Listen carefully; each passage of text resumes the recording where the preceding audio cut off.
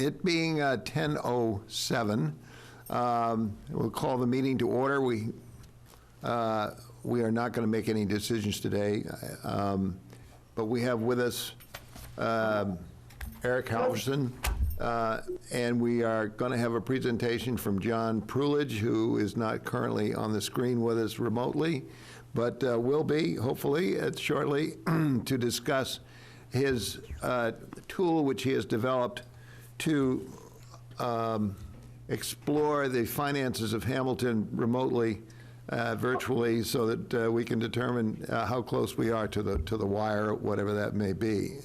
And just as background, let me, John is not with us yet. Patrick would just want to give a short description of what this meeting is, because we have different circumstances in this meeting today. We will not be making any decisions. Good morning. Thank you, Jack. This is an informational meeting this morning. John who's a member of the Finance Committee, has been for a number of years, has a financial model that he wants to present to the committee and those in attendance via Zoom. No votes will be taken today. Again, this is simply an informational meeting.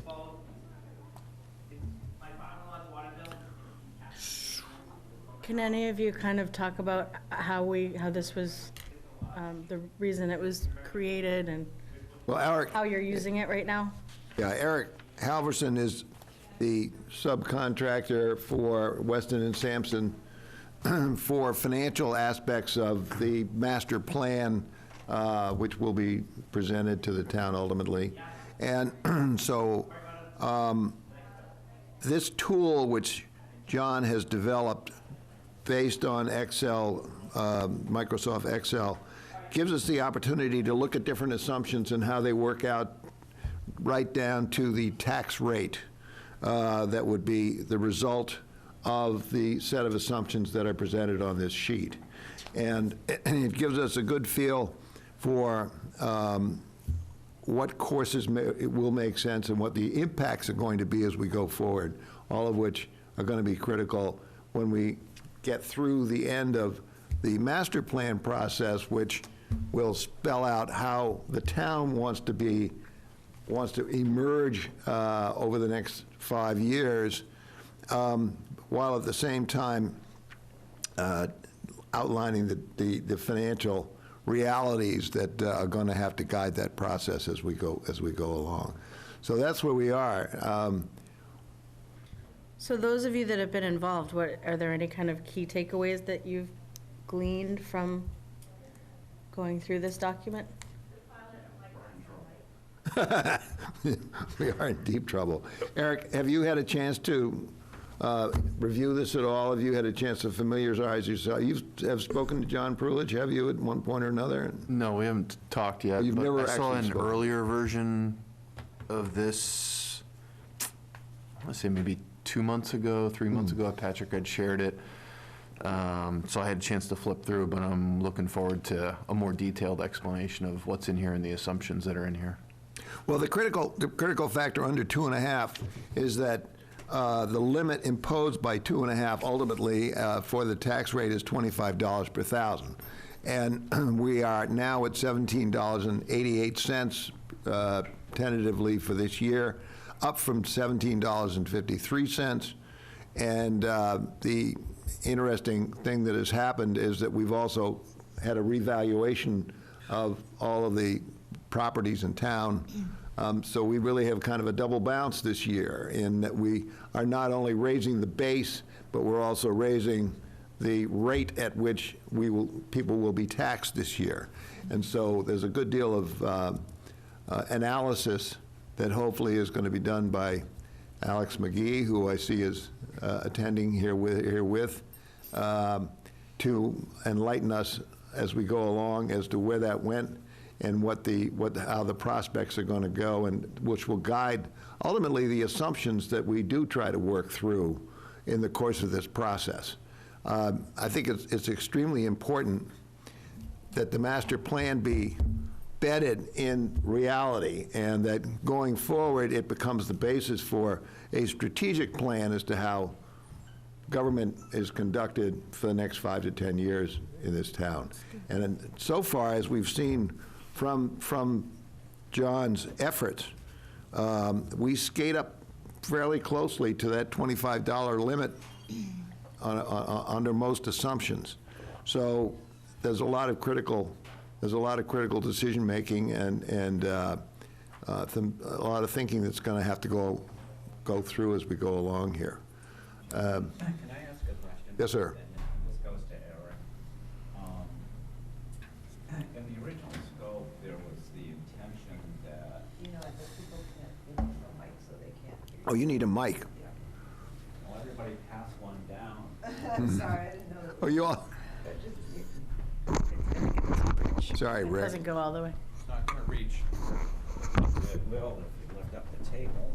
This way better. Oop. Very good. You go, You got one, Rick. All right, we Don't got it. trip. We got one. Okay.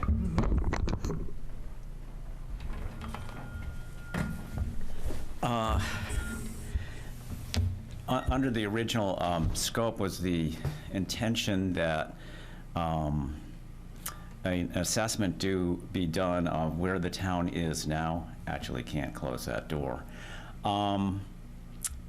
In terms of its economic position and where we would be, where we're headed and where we would end up, given that there were no changes in the town's tax base or development, just so that there was a understanding by the master plan committee and the public is, here's where we are now, here's where we are going.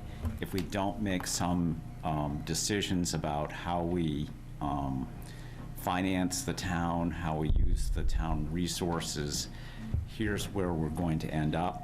So it was a base case to give a comparison as to, okay, so this is where we're going to go. If we don't make changes, we're going to be, as Jack said, I think, in bumping up against a potential $25 tax levy ceiling. So is that in the works, or where are we? And is this piece that we're talking about today fitting into that? Yeah, so I think this piece gives us the good base case, and also there's a couple scenarios in here which will be really helpful from what I can understand, looking at both the operational aspect of the town, so the town services and obligations, but then also I think there's capital that's been factored in as well, so that's really helpful.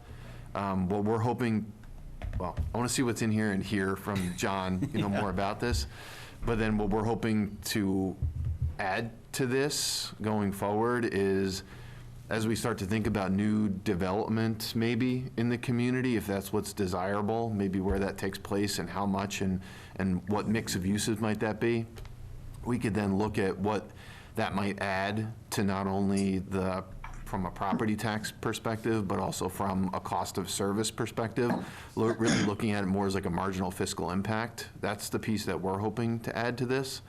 But of course, there needs to be more conversation about the more future-looking aspect of the master plan, like do we want to grow, and is that desirable from the resident standpoint? And then what are the impacts of that growth, both on revenue as well as on cost, and what's the balance there? I think that's the value that we're hoping to add to the conversation in the process, to allow residents both to understand the current fiscal situation and what that might look like as a base case going forward. And then what I think we'd like to add, along with Weston and Sampson's thinking around land use, is, well, if we did choose a path of growth or whatever it might be, then what are the fiscal impacts looking forward of that? So that's how I'm hoping that these two pieces could dovetail quite nicely. But there's a lot of moving parts here as well, which are coming to the fore.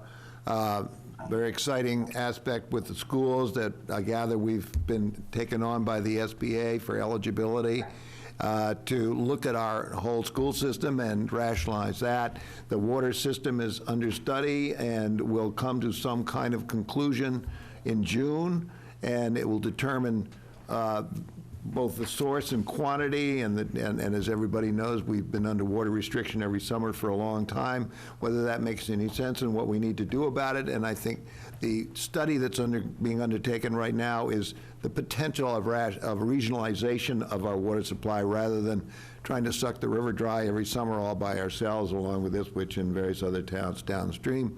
And also the possibility of diversifying our revenue base, that if we can work out, we're entirely reliant at this point on residential. I think it's extremely important that we need to plumb the possibilities for getting some commercial income as a part of our revenue base as well. What have I missed? There's quite a bit moving around here. As I say, I think it's very important that out of this Weston and Sampson combined effort that we've undertaken now with Eric and Jim, that we have the basis for a strategic plan going forward. Jack, I think John is with us. John is with us. John is on the skating along the edge of subsistence. I'm probably doing better than that. I'm not at 100%, but you can sort of never be too cautious. And I would love to be there in person, but it probably didn't make the most sense. Why did he have COVID? Well, if you're all set, John, take it away. Sure. Can I share my screen? Patrick, I think you need to allow me, or whoever's hosting this. Did I miss any points in terms of moving parts? There's a lot of them, We need all interrelated, Screen unfortunately. So it seems like we're having a little bit of full screen sharing. So I don't know if John Prulidge, if this is Kristen Kasner, it's very nice to see you. I'm looking forward to meeting you. But can you talk Hey, about Kristen. kind of key, before you go, I'm sorry we're having technical issues, but go through kind of some key findings, just kind of speak about it until we can get up and running with sharing?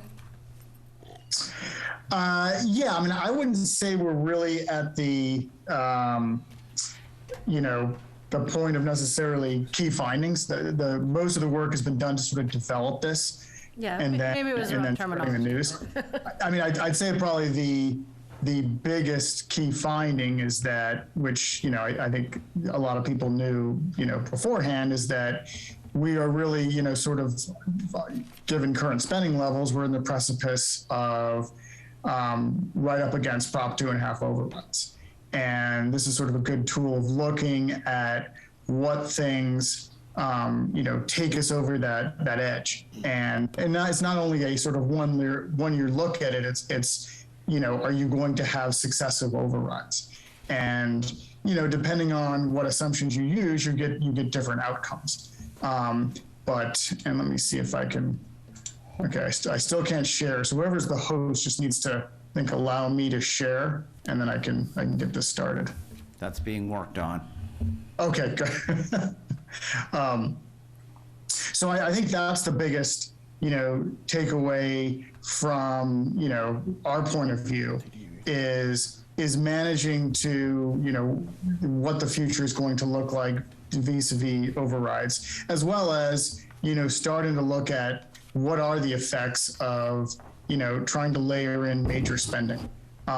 Which I really think is the power of the tool going forward, is how do you not look at these things in a vacuum and start to look at them, on top of everything else that we're spending money on, which is, your sort of day-to-day operating expenses. How do you layer in the bigger projects? And, at what point do you have to start making, prioritization decisions? And then, I think on the master plan side of things, it's what are opportunities, potentially for growth or other avenues in terms of on the revenue side, and how can those be modeled? They can't necessarily be directly modeled in the tool, but I think work that's being done on that can then be injected into the tool, so to speak, to get a good view of the future. I don't know if that answers your question, Kristen. Yeah, it does. It does. Can you talk a little bit more about when you talk about projected growth, and I think as part of the master plan, we're definitely looking at kind of scenario building on our own of terms of, diversifying uses, different options, different, for things. How, when you talk about growth projections,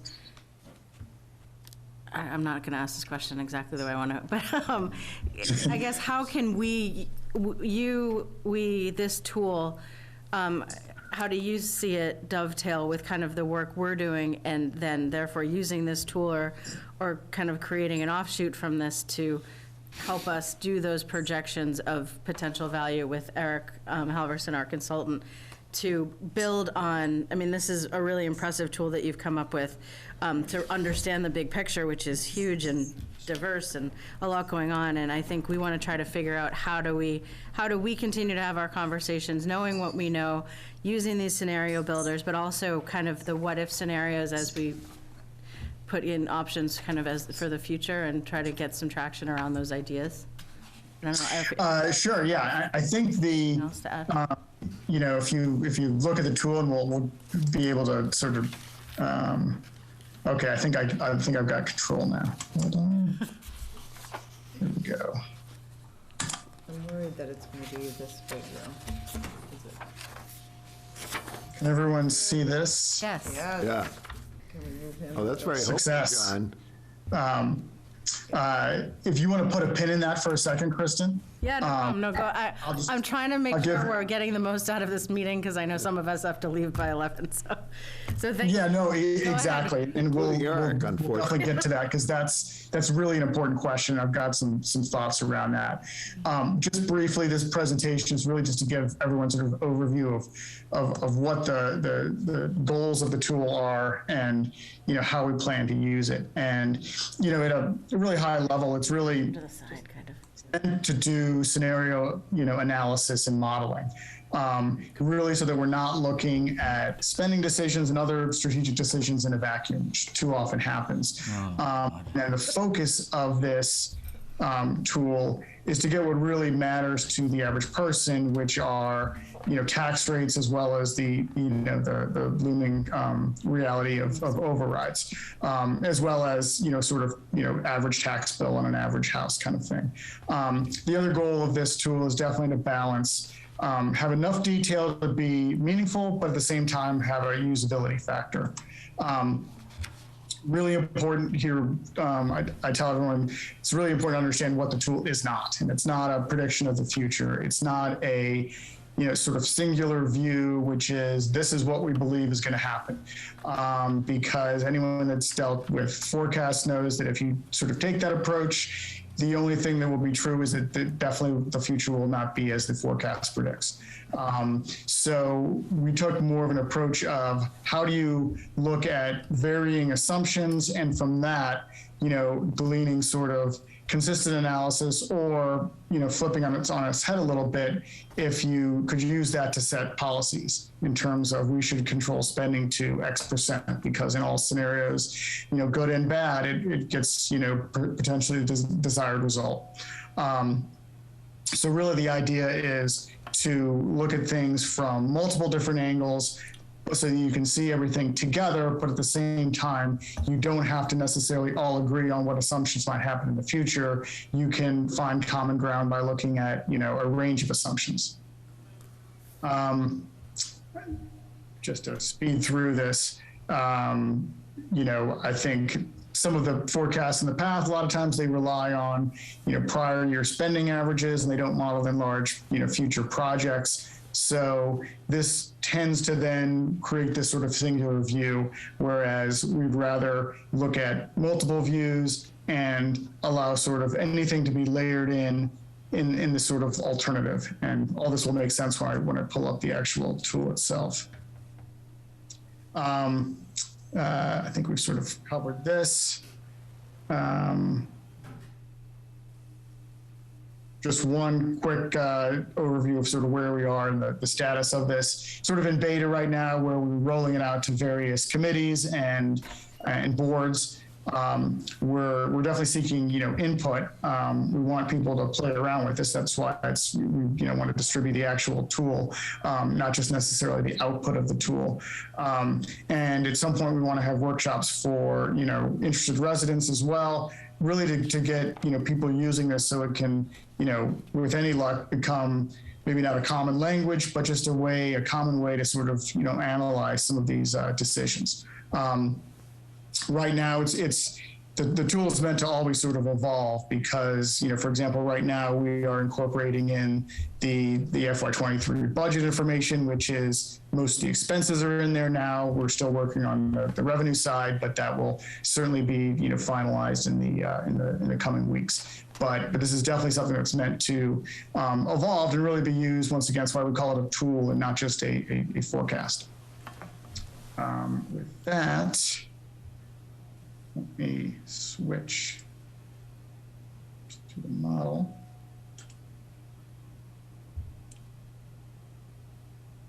All right, can everyone see that? Yep. Yep. So just at a high level, let me go over some of these tabs just to show you how sort of this works. This first tab here, the assumptions tab, is really what drives everything. So you have a bunch of scenarios on top. You set all your assumptions below. I'd like to walk through those in a minute.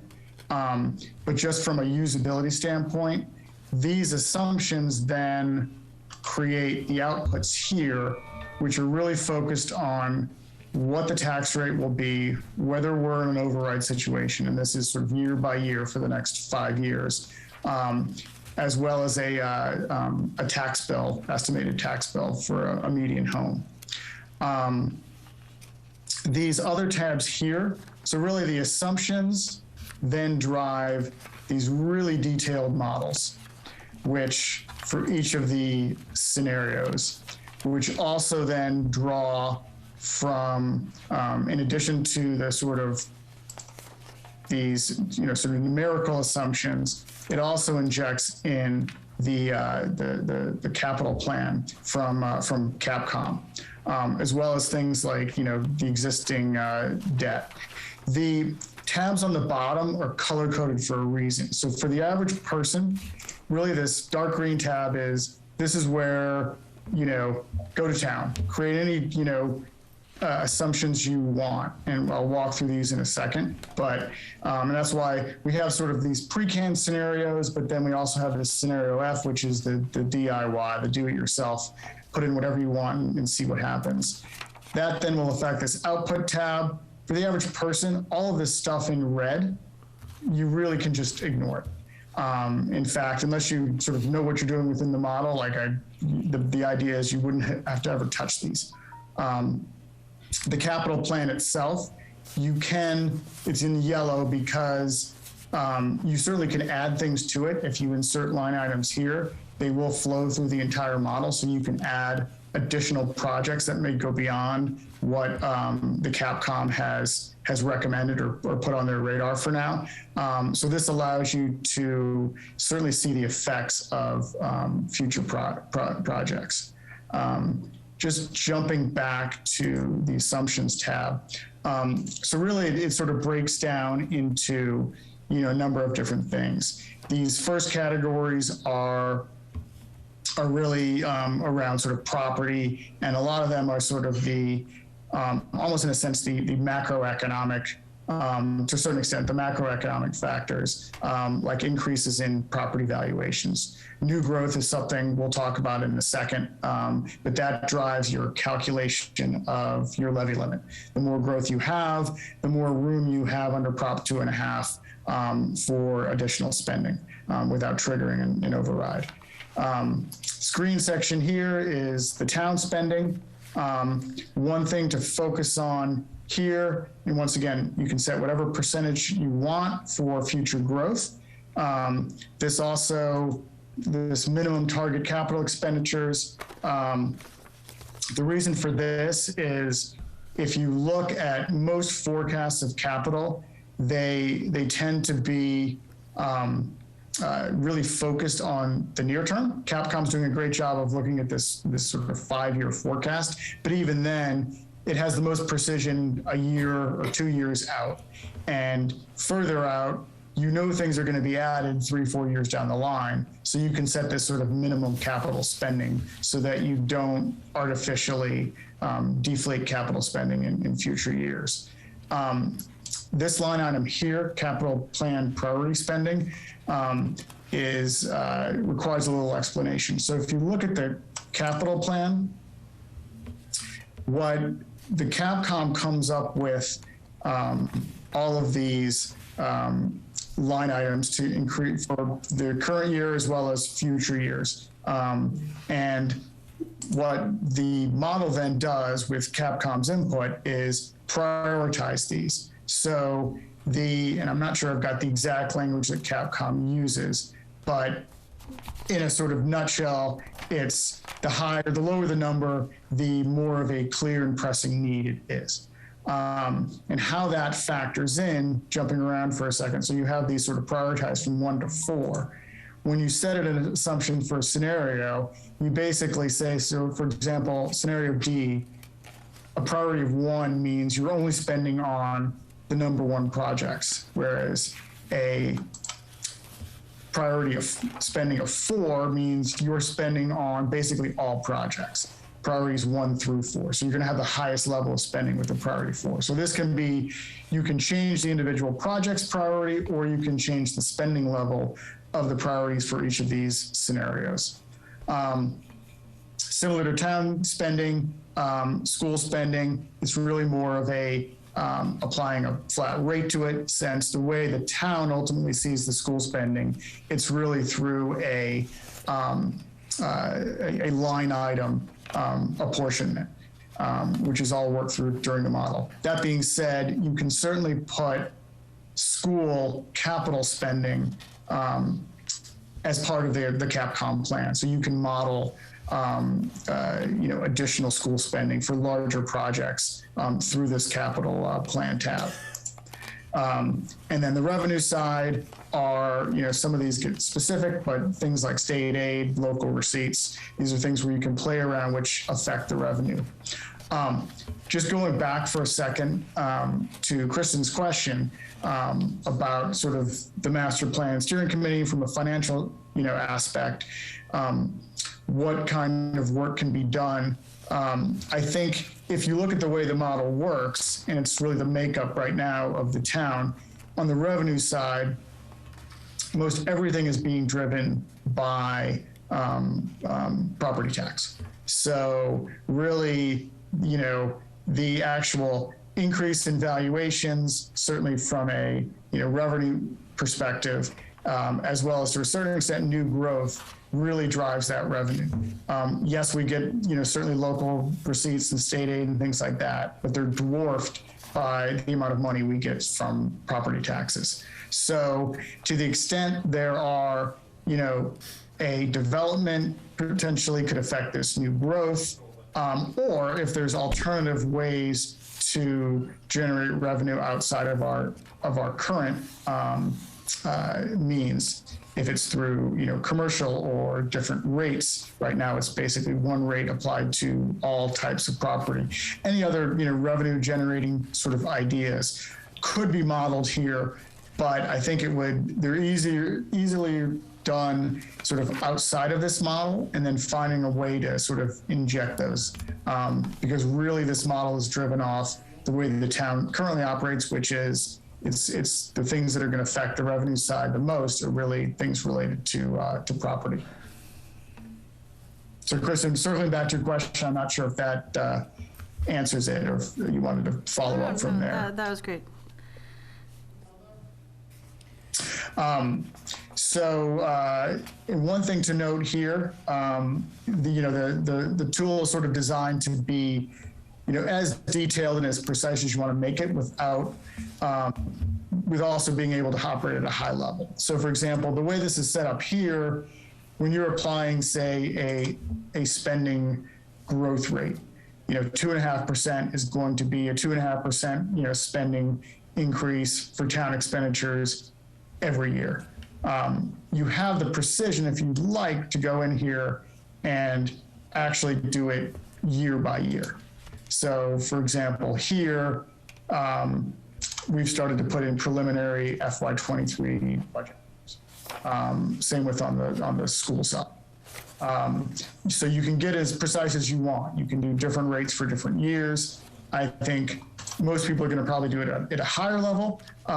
So it has that mix of precision if you want to spend the time to do that, while at the same time being able to operate at a sort of high level. Let me just shift to the output tab.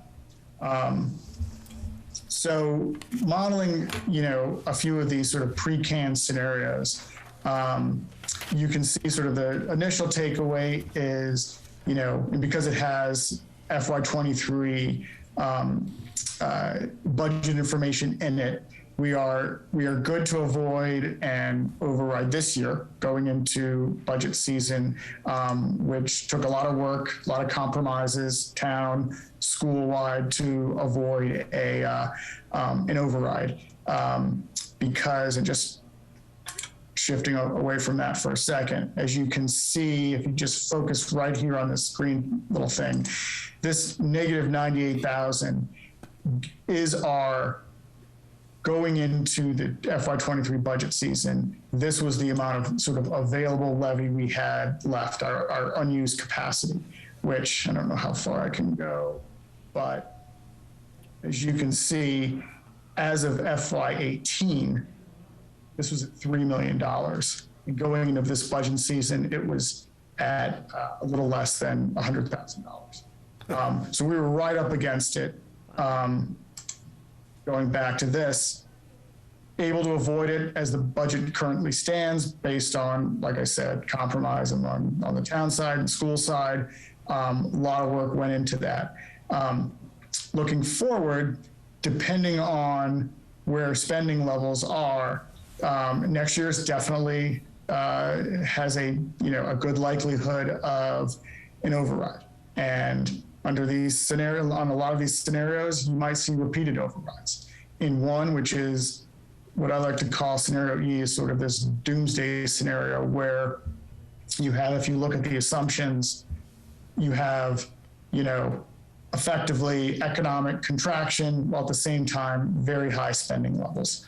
And as you can see, you have a series of overrides, the tax rate skyrockets, and eventually you get to even these yellow things, which are not even legally possible because you're going over the $25 tax rate. Once again, this is worst case scenario, but it's certainly indicative of how, if you then look at the assumptions, and you can see, these are the type of assumptions that can actually lead to a doomsday scenario, or at least a scenario where you're basically, you end up going up against a hard limit and you're legally required to reduce spending. So that's sort of the high level overview of the tool. I don't know if anyone has specific questions or other things. I'm happy to go as detailed as people want to go in terms of how to use the tool, or if we want to talk more at a high level in terms of how this can work with what the master plan steering committee is, the work that they're doing. That would be a good discussion as well. Perhaps, John, given the limited time, it would be most useful today for Eric to ask whatever questions he initially may have. Let me just throw two things out here, just from a perspective standpoint. There has been no capital request from the schools now for 3 years. So that, to some extent, you have to look at this thing with that in mind. And obviously, there are going to be capital requests that are going to be coming. And we really have no idea what those are, but we're trying to monitor as carefully as possible what the impacts might be. And there's a lot of exciting potential there, but we just don't know at this point. The second factor, which is a little scary, is local aid. You may recall back in 2002, Mitt Romney balanced the budget by taking all the local aid. And we're extremely dependent on local aid because it is our way of sharing in more progressive taxation, in the income tax and things of that nature. And suddenly it all disappeared. Our expenses did not disappear, and the result was that we had to raise the property tax in order to offset the loss of local aid. So that's a factor that we have no control over, that gets pretty difficult in the end. And of course, third thing is now the interest rates are going to start to rise, and I think it's going to start to rise quite dramatically as we go along. So the environment in which we've been operating for a number of years now is going to shift dramatically as a consequence. So just with those caveats in mind, I throw it out, and Eric, and I turn it over. Yeah. Hi, John. Thanks for this. Hey, Eric. This is great. Gives us a really big leg up. Just a couple questions. For the items like increase in town spending or the school expenditures that are on the assumptions tab, are any of those percentages sort of like historical averages or anything like that, or were they just assumptions that you had put in there to kind of differentiate the different scenarios? They're somewhat of I would say, the do-it-yourself has some that are sort of recently historically accurate. I'd say spending is probably on the town side been probably closer to maybe 3.5. If you looked at sort of historical spending, because the town has fluctuated a lot, as well as the school. I mean, the school has had certainly challenges with COVID, and there's sort of a bunch of there have been certainly years that have been well above 5% in the 7 to 8% range, but then they might be followed with a much more modest 2% range. So these are somewhat historically accurate, and if you dive into the town, the town sort of has the detailed spreadsheets have some averages as well. Oh, good. These. So 5.4 and 3.5 were close to the historical sort of average over the past 4 to 5 years. Okay, great, thanks. And then my other question was around the new growth line item on the assumptions tab. 'Cause Sure. I feel like that's potentially where the master plan could maybe provide some of those scenario inputs as we start to think about areas for future development, if that's what's desirable. And then maybe that's where we could try to put some numbers to that and actually, that's how I think we could maybe bridge your work with the master plan work. So I was just curious, with those new growth numbers, were those also numbers that you had plugged in, just depending on what the scenario was looking at, whether it was a high growth, mid, or a low growth? That's exactly right. But I think Eric, you hit the nail on the head, which is this is a great way to sort of work outside of the model and then be incorporated within, which is when you're doing things which might encourage new development, you could see a much bigger line item here. If you look at sort of historically, sort of new growth has, last year was actually the biggest year we'd had, certainly in the last 5 years. But it sort of hovers around usually going into budget season. And these are the actual ones when we do the recap. But usually for budget planning, we're in that sort of, 250 to 300 range. Sometimes we've been below that. But if if there are certain changes or policies which encourage growth, that while at the same time, there are downsides to growth as well. But, this is one way to model, hey, if that could actually, lead to, this line item being $1 million, an additional $1 million every year to do X, Y, and Z, related to growth. You could then plug that directly in and see the effects of that. And John, have you done, or have you done, or could this tool be used to almost say, what would it take in terms of I'll just use new growth as a potential scenario. What would it take in terms of new growth to keep the tax rate where it is at 17 and change?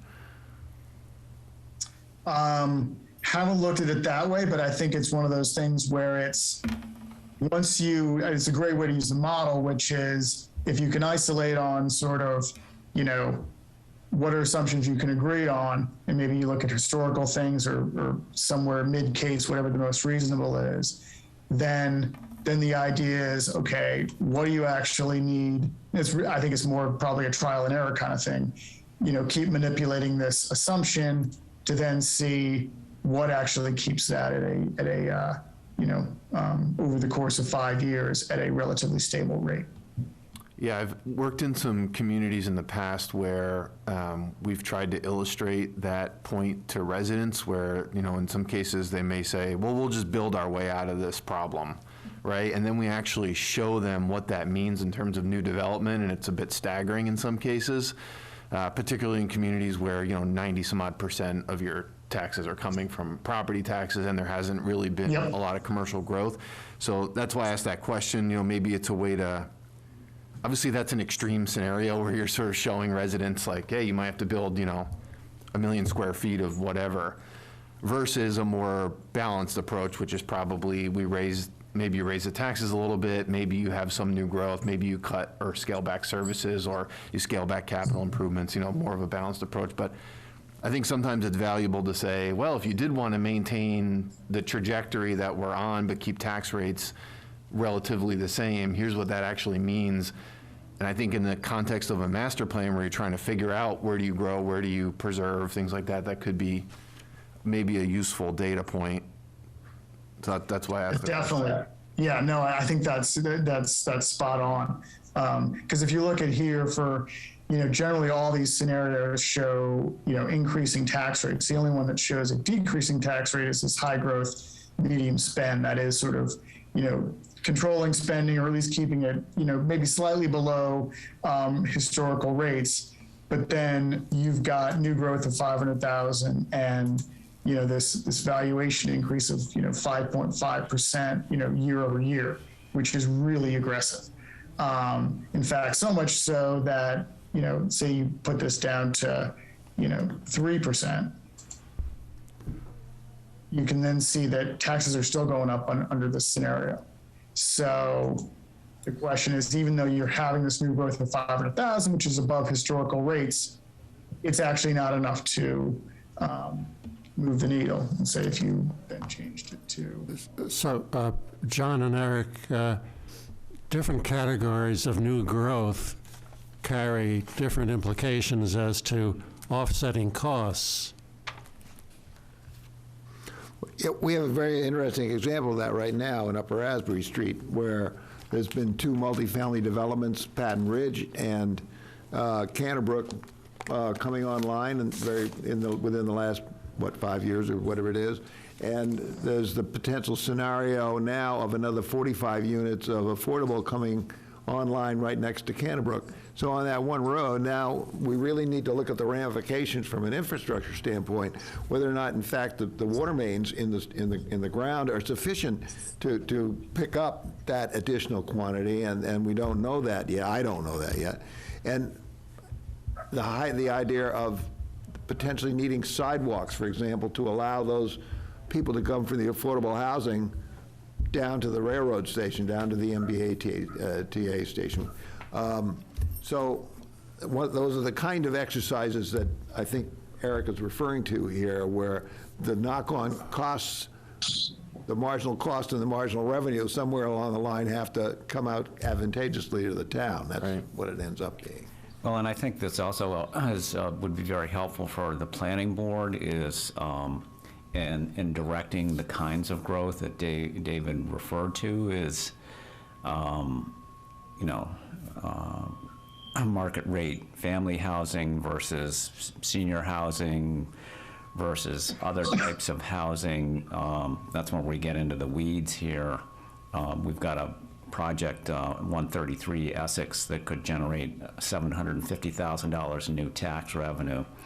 And I think that's the kind of thing that the planning board, when this model gets more sophisticated and that ought to be looking at, they can actually say, well, gee, if we enact this kind of bylaw, and given the amount of land we have available for that, what's the potential revenue generation versus single-family housing, multifamily housing, senior housing, whatever that is, so we can actually make real-time decisions that actually we will recognize the costs and benefits in at least some general fashion.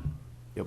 So my ignorance is, and question thus, is how do you take into account, and using the model, different kinds of new growth? Age-restricted, thus no ripple effect for school, versus non-age no age restriction, Hamilton bearing 60% or so of the school budget. I'd be interested to know, John and Eric, how you can meld those factors. Yeah, John, I have one thought, but I'd love to hear yours as well. It's kind of why I asked the question about the new growth line item in John's model, because I think that's where our work could potentially feed nicely into what John's put together. So what we've proposed to do is to take those different types of development, whether they be, I'm sure single family will be one, non-age restricted multifamily will be another. That could also be a mixed use project too. We could look at that. Senior age restricted, I think, is a good one. You're right. The school's impact are very, very, very minimal, but there's usually an increase in police, EMS, fire calls that come along with that, depending on how the facility is designed and what staff they have internally. And then we could look at commercial development. We could differentiate like retail, office, and something else. So we'd have those, and then what we do for residential is we look at the potential revenues based on what the assessed value could be on a per unit basis, aggregate that up to the project, and then derive potential tax revenue from that on a per unit basis.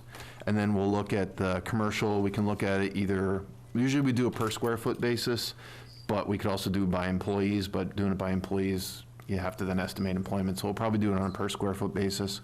And then what we can do is once we have those per unit and per square foot factors, we basically just multiply that by whatever the development proposal is or whatever the build out for a particular parcel is to get that revenue. And we do the exact same thing on the cost side. We go through whatever the most recent budget is for each of the departments. And then we could look at it one of two ways. Some communities ask us to take the full board cost, either of a housing unit or per square foot of commercial.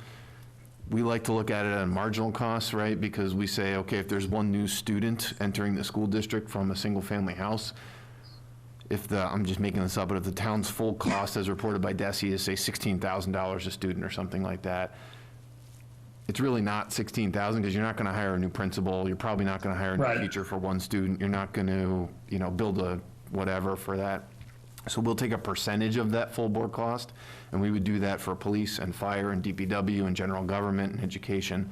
So we'd have the revenue side and the cost side for each of the land use types, which I think would feed into that new growth number. And when you consider the ripple effect of new growth on infrastructure or public safety, will you be consulting with police, fire personnel here? Oh, yeah. Yes. Anytime we do a fiscal impact analysis, we talk to all the key department heads that are most impacted. And, I think, Jim, I'm going to speak for you for a second, but correct me if I'm wrong. I think the benefit of having a firm like Wesson and Sampson on board too is they know the infrastructure side. So things like sidewalks, roads, water and sewer, those kinds of things. I think we'll be able to work nicely, with Jim and his team too, to get those costs. Well, Yeah, we can help out with now that sort of stuff. Yeah, MBTA. that's exactly right. Oh, sorry, Jim. Oh, no, I was just agreeing with Eric. Okay, good. I just saying that the example that's coming up is going to be the MBTA associated housing, and that's of immediate moment. And of course, we've got to structure our response fairly quickly here. But were we to try and put 750 units someplace, The knock-on to the schools, for example, is going to be huge. I don't know, what is the ratio now from unrestricted, non-age restricted housing was it 1.75 kids per unit or something like that? For multifamily, From multifamily. we're usually like 0.3 maybe for multifamily. 23. 0.3. 0.3. per unit. 0.3, Yeah. okay, Is okay. more in line. I mean, of course, every community is different, so we would look at that with the school department. But generally, yeah, you're in the 0.25 to like 0.5 range somewhere Okay, in that's there. very interesting to know. Yeah, definitely not one, and that might be a single-family number in Hamilton, like the 1.5 or something, but. Yeah, because this is going to be So- a major thing right now in analysis that we're going to have to go through. Definitely, fairly yeah. quickly. So question I have is, you'll get to build some scenarios about commercial development versus multifamily, age-restricted, whatever. But we have a set base of preserved land in this town. I think the number, we're still trying to get that number. I bet it's going to end up probably around 75% of the land is either permanently conserved or already built on. And some percentage of the remaining is going to be wetlands. And so we're going to end up with probably a pretty limited amount of land for new development. So and this is to both Weston and Sampson and to you is, well, you can say, you really need to look at promulgating increased commercial development or senior age housing or what have you, but there in fact will be difficulties doing that with limits on available land to make that happen. So so that's a reality test as opposed to, well, this is what you should be doing, bye, see you later. And we're going, well, great, we don't have that resource to make that happen. Is that built into the kind of recommendations and discussions that you'll be having? Yeah, I mean, my preference would be, and Jim can again correct me if I'm wrong, but I think you want to make your scenarios realistic and say, I don't think it's a good idea to say, yeah, there's a piece of open space over here, and 20 years from now, I'm just making this up, but that protection may not exist, and we're going to build there. That's probably not going to go over well, I'm guessing. It's not. But in Eric's perfect world, I think what you would look at would maybe be that area and around the downtown and the train station. And although there may be buildings on those parcels today, to your point, if you increase what's allowed there from a either from a use perspective or a density perspective, that could encourage property owners, maybe in the near term or long term to say, hey, I can derive a lot more value from either selling this to a developer who knows how to make that happen, or if the property owner can do it themselves, have them do it. Right, and I think that's where the infrastructure that people have been referring to is because the downtown could support a great deal more development, but it doesn't have the sewage. And that's the limiting factor there. So you kind of have to build in and say, okay, well, if I want to yield, whatever number that is in additional revenue through density or height or whatever is, that can't happen unless there's a capital expenditure of probably, current number is $20 million or something like that. So that has to be built into that equation as well, and I don't know whether that gets to that level of detail or that's some future discussion. I think, Eric, you're about to turn into a pumpkin. We Go ahead. have an interesting. I'd like to hear the answer to that question. Jim, do you mind if I put that one on you only because it deals more with the infrastructure and the costing side? So I apologize if you could just ask the question one more time while it was coming through, as there was some distraction going on here. Well, there may be some recommendations, for example, increased development in the commercial district, either through density, height, change of use, whatever it is, but those will have implications in terms of required infrastructure improvements, particularly septic, sewage, to make that happen. So the question is, does that get built into the consideration when you're making those type of recommendations? Yeah, that sort of stuff is definitely getting considered as part of pulling together our recommendations going forward for the town. We're looking at water and wastewater in particular, and I think that would be kind of the major focus. Exactly how we figure on costing those kind of things into something like this, I think is something that we would need to explore in combination with Eric and you folks at the town level. Does that make sense? Yeah, and I think that's a critical element here, because those numbers have to be connected to the kinds of recommendations that that Eric might make in terms of scenarios for generating new revenues. Otherwise, there's a real disconnect and we're left flapping in the wind.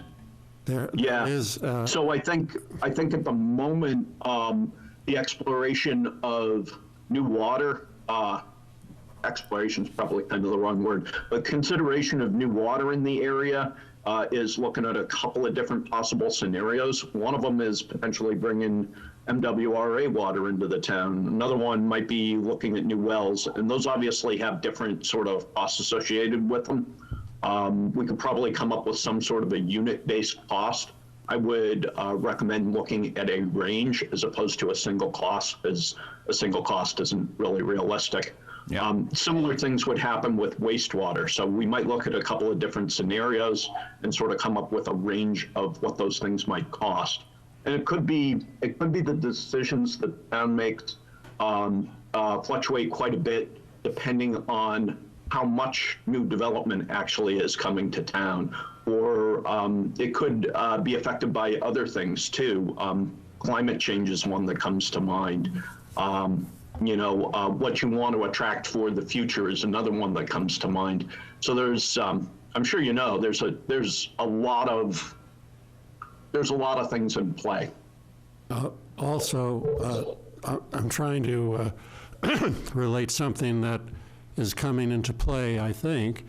That is the state agency that deals with funding, supplement funding for school construction, is now engaging with the town and with the school committee toward the construction of a new school.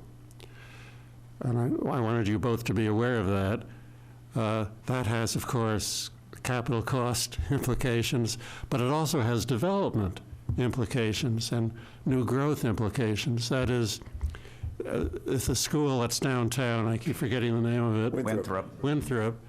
No longer is a school. It is very proximate to the current commercial area and has thus potential for commercial growth.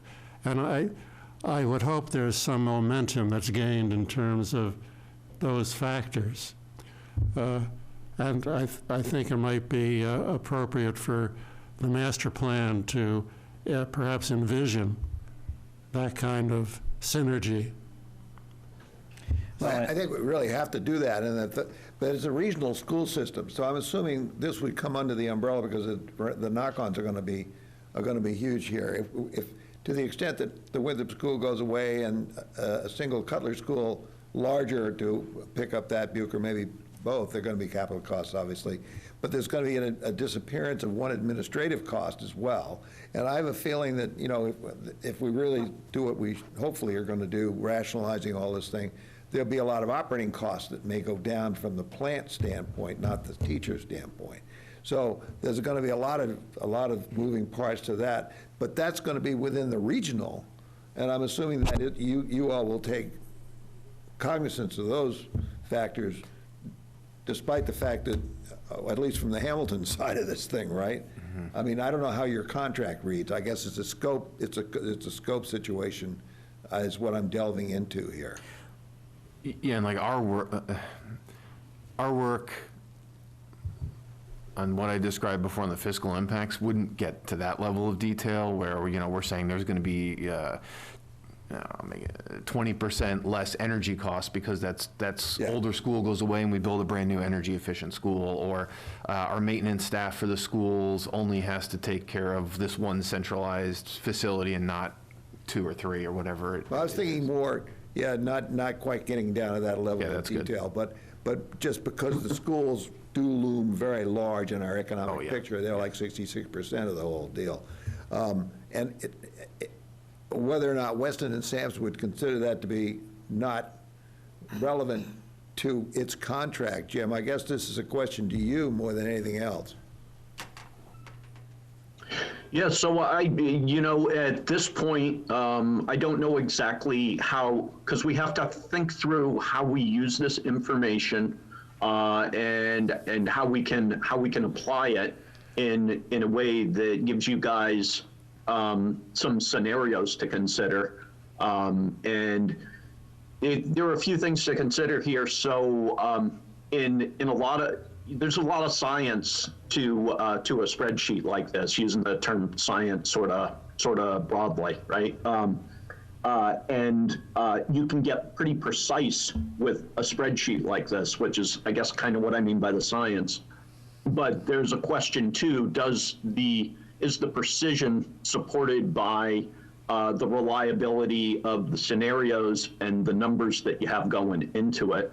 So we want to think about those things together, so that whatever we do have coming out of this kind of exercise isn't implying something to the readers and the users of that information that just isn't accurate. And I think that's something I need to talk through with Eric a little bit, and that we may need to talk through as a group some more. But that's why I was saying before, I can imagine sort of applying ranges to certain scenarios or infrastructure costs or school costs or things like that help you as a town get to a good sense of how the numbers fall out within a bracket, within a range of how it's going to impact the town. Yeah, because we'll do sensitivity, and this allows us to do the sensitivity analysis to create some parameters top and bottom anyway. Yeah, right? I think the important thing to remember here is this is an education document as much as it is an implementation document. Right. Because when we get down to what you're talking about, Jack, those are follow-on contracts where you want, Eric or Weston and Sampson or some other consultant say, listen, we've decided we want to go down this scenario. We need some hard costs in terms of infrastructure, capital cost, operating costs, those kinds of costs if we make that decision. That's actually something that the SBA should be doing, hint, hint, wink, wink, in terms of analysis, in terms of these alternate scenarios of 1 school, 2 schools, 3 schools. If you consolidate all of them, what are the impacts in terms of operating capital and, infrastructure? Well, what I'm hearing, and I think that's the only thing I'm trying to pin down really, is the fact that it is a regional system. And it'd be obviously, I think, Jim, a lot easier if you do get the contract with Wenham, because then you'll have both sides of the issue, right? And I don't know where you are on that. I appreciate that. That doesn't work. I hope that it won't be just put aside, because it does loom so large in our overall picture in creating the follow-on strategic plans that we want to come out of this process. Yeah. And I have a question for John Prulidge. Is he still on the call? I am, yes. John, have you talked to Wenham FinCom about using your tool? Have not. But I believe in our last joint meeting with them, they're aware that we're working on it. So they're definitely one of the interested parties we'd like to sort of share this with. Yeah, because wanted to get to the point where it was closer to fully baked. Yeah. I think they would certainly be interested in something like this as well, because they could certainly clone this and do a similar analysis. Yeah, because this is, again, talking about the regional school system, and for Eric and Jim, is Wenham is more advanced in terms of potentially hitting that $25 ceiling. Mm-hmm. They hit it sooner than us. Then we are not raising, we can't finance above where we are. So it's going to put an artificial cap on our spending as well. So it may be too micro to get into that, but it's something to be considered.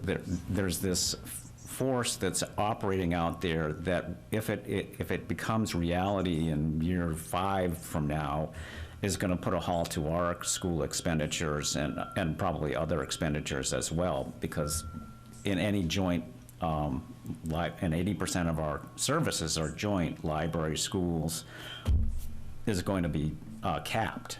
So that's a kind of scenario that's going to be impacting as well. It's part of the big picture that we really got to look at. That's the big question. Right, so it's just an element that's in there, and I don't know at what level or detail you can be thinking about that, because it is so exterior to this, and it's so unknown. But it's something to at least know that's out there. Yeah. Yeah, I mean, that's a great point, because the last few years, in addition to, the apportionment is a big driver in terms of how school spending increases. And they've been on the favorable end the last 2 or 3 years, but we know these things go in waves. And for years that it was shifting, in our favor, and it's likely to shift back. And when it does that, they're going to be even in a worse, situation. So, working forward with the time remaining, how can we facilitate John and Eric collaborating? Anything we can do to be of assistance? Or, John, I know your time is limited going forward, so I just want to make sure that Eric and you connect when necessary.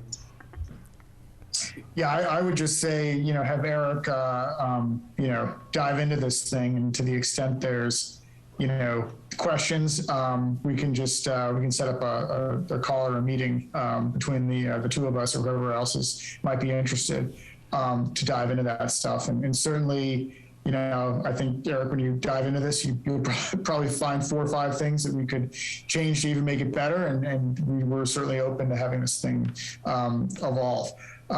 So don't hesitate to reach out to me directly, and I can give you my contact info for the future. That'd be great. And then, Patrick, I think you sent me a version of this. Do you have the most recent one? I did send one that was, I think, a December version, not today's, but I will send this one around to yourself, Jim, and the committee. Perfect. Great. Okay, good. So, John, I want to thank you for being with us today. It was very, very, very helpful. My pleasure. Okay, I think we're there. It being 10:14, I'll entertain a motion to 11:15? 11:15? Well, somewhere it's 11:15. Did I miss an hour somewhere here? Sorry about that. I'll entertain a motion to adjourn. So moved. All in favor? Aye. All right. Very good.